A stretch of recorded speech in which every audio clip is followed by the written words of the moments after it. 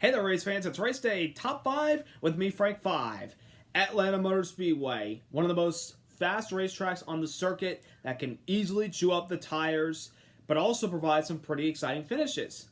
And today, we got a dose of all of that, including a part of the track coming apart, which I'll get into that. But more importantly, an exciting finish to the last race on the old configuration between two brothers. And one of them comes out on top, but this time, this is a one that fans don't boo really at all. Number 1, Kurt Busch, the Outlaw, picks up his first win of the 2021 season, his 33rd career win, ultimately locking him into the playoffs this year. Kurt Busch captured today's Quaker State 400 presented by Walmart at Atlanta Motor Speedway, winning over his brother Kyle Busch, Martin Truex Jr., Alex Bowman, and Ryan Blaney. Kurt Busch, we all know, is one of the most consistent drivers when it comes to competition, when he's driving for really good race teams, or at least helping the teams make them better. You know, a couple years ago, Kurt Busch was probably one of the most polarizing drivers, along with his brother. Guy that had a hot temper, and a guy that probably liked to stir the pot and, get real pissy on the radio, even in good equipment. But over the last few years, really ever since 2013, Kurt Busch has matured so much as a race car driver. Driving for Furniture Row, then driving for Stewart-Haas, and then he moved over to Ganassi in 2019. He's been a really good driver and a dark horse championship contender of all that. Today, he finally put it together. So far this year, Kurt Busch's season has been kind of suspect. Not putting up the numbers that I would expect out of a championship contender and a dark horse championship driver. But he was 19th in the points after the Coke 600 after he had an engine issue in that race. And I felt at that time, pretty much, Kurt Busch is going to have to win and get into the playoffs. But ever since ever since that Coke 600, Kurt Busch has been on a tear with top 10s, top 5s, only one finish outside the top 10. 4 of the last 5, he's finished inside the top 10.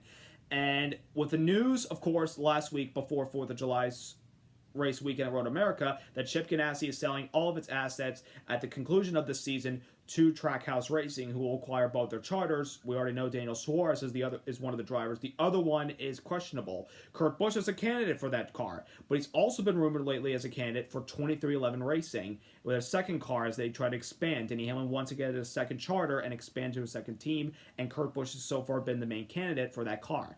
Well, today, Kurt Busch put together a monster performance, came in 25 points above the cut line, and flat out dominated today. Yes, Kurt Busch in the past has won races, but not dominant.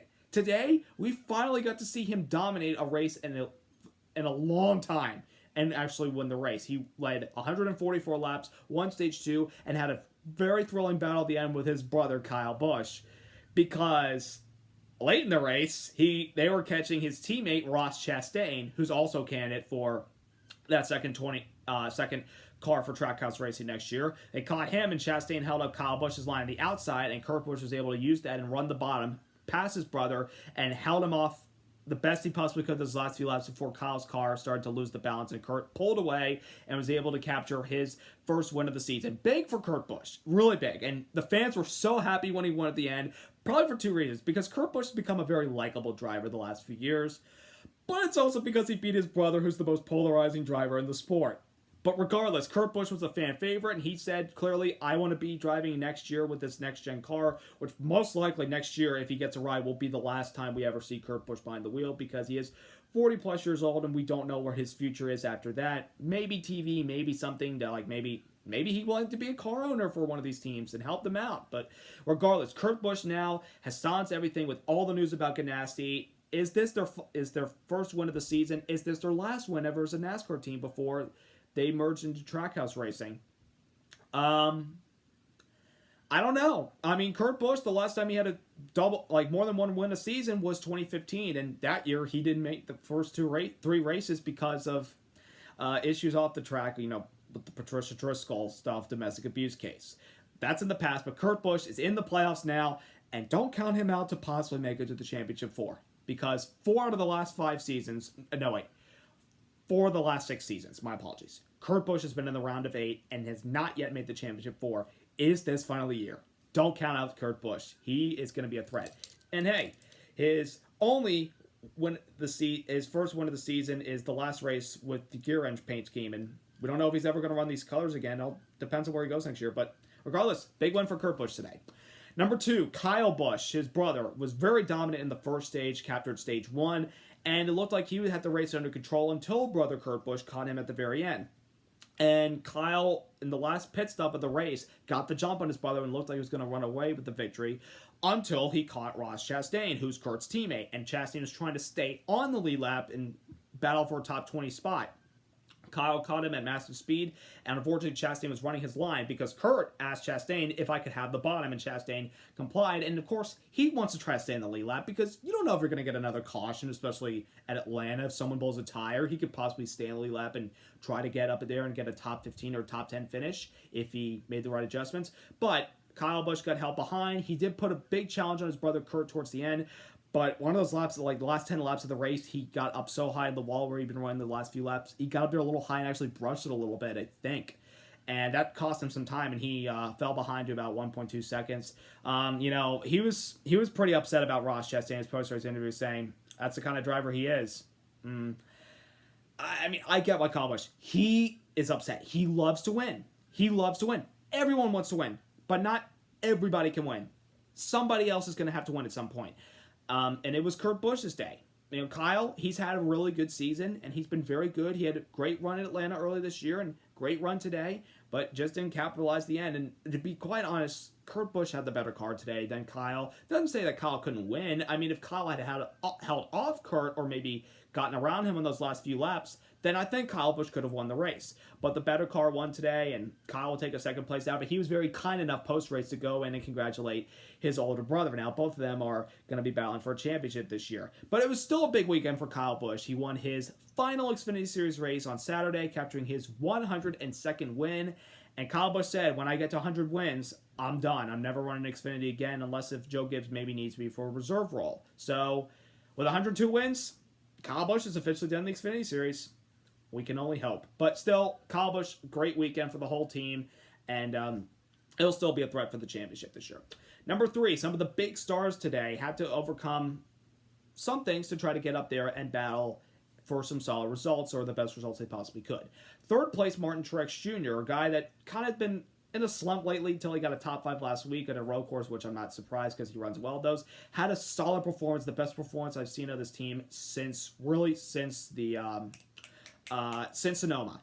They had to start the rear because they failed pre-race tech twice. They drove up to the field, then they had to come back and pit again and start the rear because they made contact on pit road with Kevin Harvick.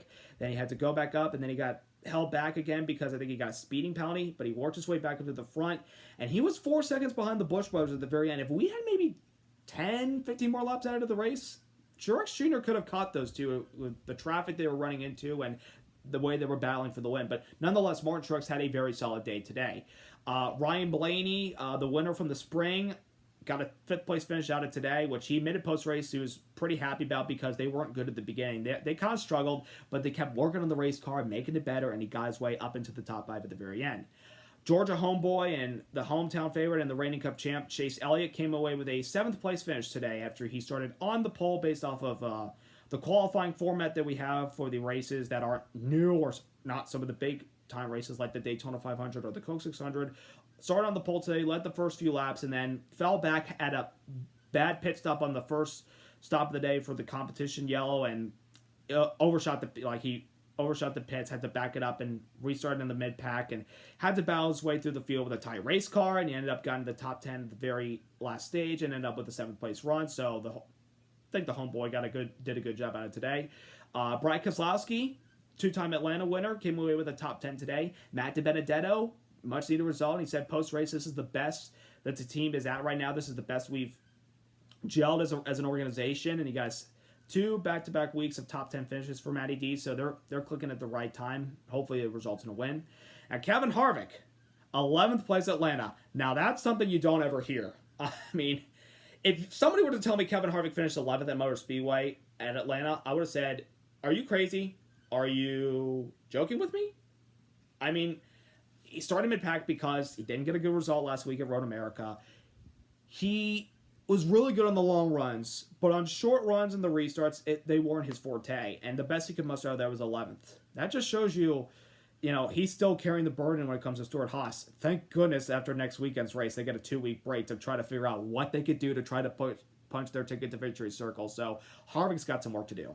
And Denny Hamlin, I mean, those two were the dominant cars last year. Hamlin today ran top 5 all day, but the pit stop before we started the final stage, Hamlin got caught for speeding. Now that's something you've heard multiple times in the past. Hamlin getting caught for speeding on pit road, and they never were able to recover. They could only get a 13th place out of that. That's pretty shocking. And another name you did not see in the top 10 today, Kyle Larson. They went top 10, ended at the very end top 5, but on the final pit stop, he got caught for speeding and had to settle for a top 20 finish. So, not the best result for the 5 team, but you know what? You can't finish top 5, top 10 all the time. You're going to have some bad races. They'll overcome it. They're still the championship favorite right now. They'll be just fine. Number 4, the playoff bubble. With the win from Kurt Busch today, the playoff bubble has taken a massive shakeup. Instead of Kurt Busch being ahead of 25 points at the beginning of the race, it's now the drivers below 16th, from 17th down to 30th, are now 96 or more points below, because Tyler Reddick and Austin Dillon have been having really good seasons and both had good finishes today with a 6th place and a 12th place, I believe. Those guys are so hard in the points that guys below, like Chris Buescher, Matt DiBenedetto, Ross Chastain, Bubba Wallace, Daniel Suarez, Eric Almirola, Ryan Newman, Cole Custer, Ricky Stenhouse, Eric Jones, Ryan Preece, Anthony Alfredo, Corey LaJoie, all those guys, they're all pretty much going to need to win, because I don't think you can make up a 96-point deficit in the next few weeks with 5 races left in the season. The only way you're going to do it is to win. And the only race I think any of these guys, in my opinion, any of them have a chance to win, it's the last race of the regular season at Daytona. Because last year, that was a very chaotic, very exciting race because it's so dramatic. Just thinking, if you win, if you're 17th on down to 30th and you have a chance to win and get in, Daytona's your best option. There's a chance you could wreck, but Daytona's your best chance you're going to have. I don't think any of those guys are going to win Loudon, because it's pretty much going to be Hendrick, Penske, Gibbs kind of race, and Kurt Busch because he's come on strong lately. I really don't expect anybody to win Watkins Glen because, you know, the road course specialists will come on strong. Same for the Indianapolis road course when we go there for the first time on the road course configuration. Michigan's pretty much going to be dominated by the faster cars, but Daytona, it levels the playing field and puts everybody in a position to win. So one of those guys below the cutoff line 16 is going to have a better shot to make the playoffs by winning Daytona. So Kurt Busch changed the outcome of it with his win today. If somebody would ask me who do I think could come from 17th or 30th and win to make the playoffs, most likely Daytona, I have no idea. That's why these next few weeks are going to be very interesting to watch. So time will tell to see who gets in that last spot or is able to punch their way to the playoffs and make it in via win. And number 5, today, Atlanta Motor Speedway, we raced the final time on this track with the old configuration, a track that has not been repaved since 1997 when we, it used to be just like a big oval-shaped track, and then we turned into like a quad oval with the little can't really draw it with my hands. Sorry about that. But today was the last race on the old surface before the reconfiguration, as it was announced earlier this week that Atlanta Motor Speedway is going to be going into a reconfiguration at the conclusion of after today's race, as they're going to repave the track and they're going to turn the bankings from 24 to 28 degrees, and they're going to shorten the width of the turns from 55 to 40, and the straightaways, back straightaway is going to be like 42, front straightaway is going to be 52. Some drivers, Denny Hamlin and Kyle Busch in particular, from the Drivers' Council, were not happy about this decision because they said NASCAR didn't come to us and say, we're going to do this, how do you feel about it? They're not really pleased about it. But in today's race, it pretty much shows why this track needs to be repaved. Because before the final stage started, we had a red flag because a part of the racetrack on the front stretch came apart, a pothole. Not the pothole size that we had in the 2010 Daytona 500, but I got visions of that again. And the 2004 Martinsville race, where Jeff Gordon ran over a piece of the concrete that was coming up, and they took quite a while to fix that. And then they had to repave that track in the corners. This was a long time coming for Atlanta. We all love the racing, and the side-by-side action, and like the track you can run anywhere, bottom, middle, top, and this track chews up the tires though, and the worn-out surface can take a big beating. So I understand the drivers frustrated that Atlanta didn't tell them they were making this move. But you see today, this is the reason why this track had to be repaved, and it was only a matter of time. This track wasn't going to stay like this for the rest of its life until, whenever NASCAR decided to make a change to either repave or maybe take it off the schedule if the racing product wasn't good. This is going to hopefully help the racing product, though some people claim it's going to turn into super speedway racing with how they're reconfiguring the racetrack. We don't know that for sure. Even with the next gen car coming, we don't know if that's actually going to be the case. We will wait and find out. But I felt like today, for the final race on this old surface, it put on a good show with some good racing on the restarts and a good battle between the two brothers in the end battling out for the win. So I think the final race for the old surface in Atlanta did itself a good job. So, next weekend, we are off to Lobster Country. We're going off to Loudon, New Hampshire, the Magic Mile, where last year's race was really fun to watch with the restarts and some of the long runs. There was some good side-by-side action. So, we're in for a show next weekend where Brad Keselowski won there last year and made a statement. And he's come out recently and said, we need to win there if we're going to be a championship contender, because this track upcoming is pretty similar to Phoenix Raceway, based off of the short track package where we have low downforce, high horsepower. This is going to show who's got their best for when we go back to Phoenix later this year to crown a champion. So will Brad Keselowski go back to back? Will Joey Logano win at his home track? Or will Kurt Busch, off of today's win, get more momentum aside and win? We're going to find out eventually. So thank you for watching. Subscribe, like. Congratulations to Kurt Busch on his first win of the 2021 season, and have a blessed and wonderful week, everyone. Bye.